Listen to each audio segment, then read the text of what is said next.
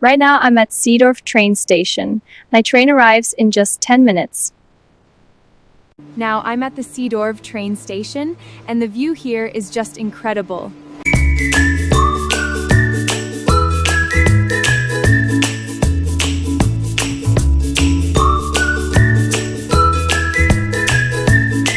Hi everyone! Right now, I'm traveling in Switzerland on a train journey from Lucerne to Grindelwald.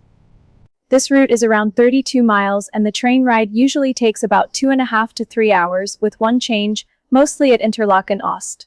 It's one of the most scenic train journeys in Switzerland. Lakes, mountains, and green valleys all along the way.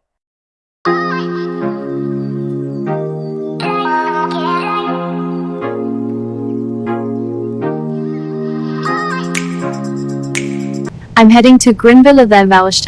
I'm really excited for the journey. This view from the train is absolutely breathtaking.